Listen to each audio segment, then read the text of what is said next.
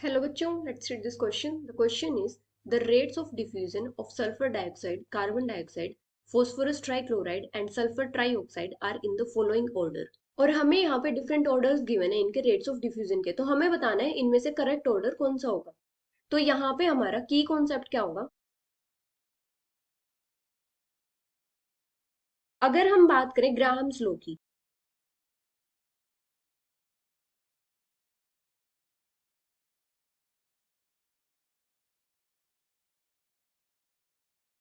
तो Graham's law of diffusion के according क्या होता है, किसी भी गैस का जो रेट ऑफ डिफ्यूजन होता है वो इनवर्सली प्रोपोर्शनल होता है उस गैस का जो मोलर मास होता है उसके स्क्वायर रूट के।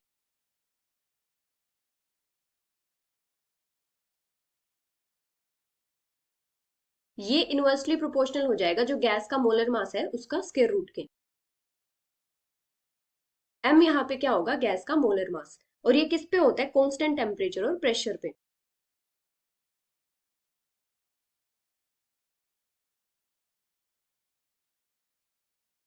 अभी हमें यहाँ पे कौन सी गैसेस गिवन है, sulphur dioxide, carbon dioxide, phosphorus trichloride and sulphur trioxide. तो जो सल्फर डाइऑक्साइड है इसका मोलर मास कितना हो जाएगा, सल्फर का कितना होता है 32, और एक ऑक्सीजन मॉलिक्यूल का मोलर मास कितना होता है 32 ग्राम पर मोल। तो इसका टोटल मोलर मास कितना हो जाएगा 64 ग्राम पर मोल। अभी कार्बन डाइऑक्साइड का मोलर मास कितना हो जाएगा, कार्बन के लिए होता है 12 ग्राम पर मोल और ऑक्सीजन के लिए कितना होता है 32 ग्राम पर मोल, तो इसका टोटल कितना हो जाएगा 44 ग्राम पर मोल। अभी फोस्फोरस ट्राइक्लोराइड के लिए कितना हो जाएगा, फोस्फोरस का कितना होता है 30 ग्राम पर मोल, या फिर हम बोले 30.97 ग्राम पर मोल जो इसका एग्जैक्ट होता है। और जो एक क्लोरीन होता है इसका कितना होता है 35.45 ग्राम पर मोल।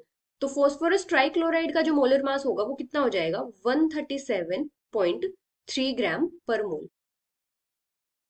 अभी सल्फर ट्राइऑक्साइड का मोलर मास कितना हो जाएगा 80.07 ग्राम पर मोल। अभी ग्राम्स लॉ के अकॉर्डिंग क्या होता है, जिस भी गैस का जो मोलर मास होता है जितना कम होता है उस गैस का जो रेट ऑफ डिफ्यूजन होता है वो उतना ही ज्यादा होता है।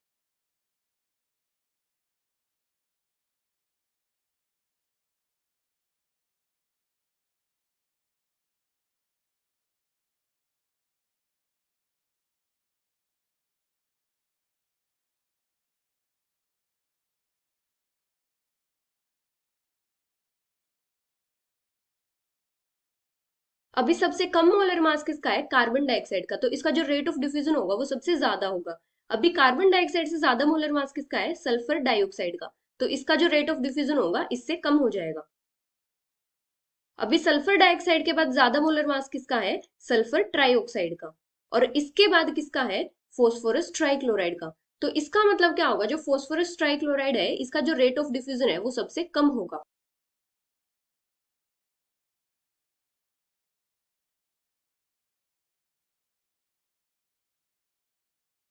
क्योंकि इसका जो मोलर मास है वो सबसे ज्यादा है। तो जो ऑर्डर है वो किस टाइप से हो जाएगा, सबसे ज्यादा रेट ऑफ डिफ्यूजन होगा कार्बन डाइऑक्साइड का, उसके बाद होगा सल्फर डाइऑक्साइड का, उसके बाद होगा सल्फर ट्राइऑक्साइड का, और सबसे कम रेट ऑफ डिफ्यूजन हो जाएगा फोस्फोरस ट्राइक्लोराइड का। So the final answer is option D. Hope you understood it well, best of luck.